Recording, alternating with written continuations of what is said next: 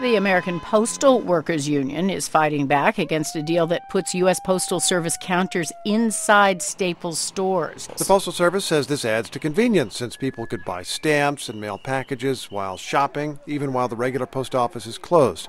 The controversy comes because the counters are staffed by Staples employees instead of postal workers. The Postal Workers Union wants the counters run by its members. Union leaders wrote a letter to store managers reading, quote, "Only U.S. Postal Service postal employees are sworn to uphold the sanctity of the mail." Bay Area postal workers are protesting in front of a San Francisco Staples store. They're upset about a deal between the office supplies chain and the Postal Service.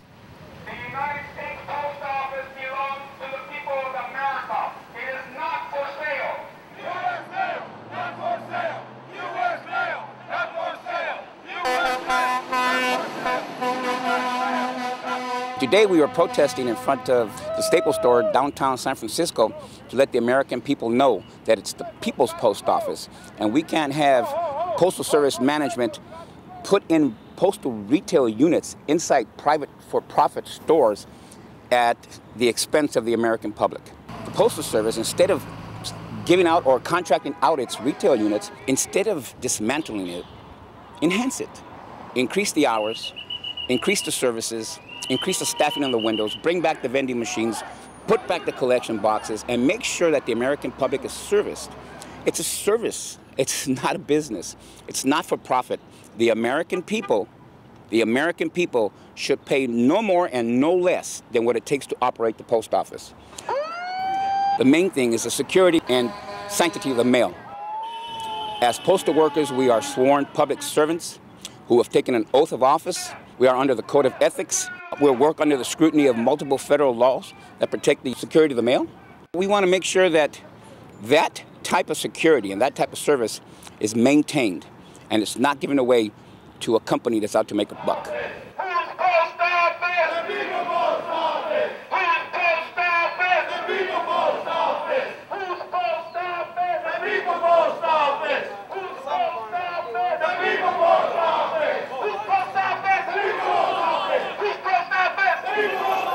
As a consumer, appreciate the services of the Postal Service. It's dependable.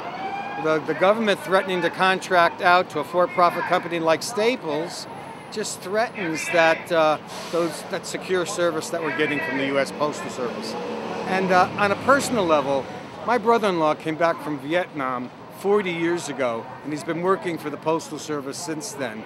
He's dedicated, he's committed, he's trained. It's a decent middle-class paying job with benefits good enough to raise his family. I resent, workers like losing that opportunity and the government contracting out to folks that make minimum wage and no benefits.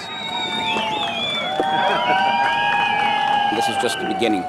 We are, in fact, establishing a strategy to make sure that we get the word out throughout the United States. These stores right here in this area, part of the first 81 stores, Staples stores, in a pilot program.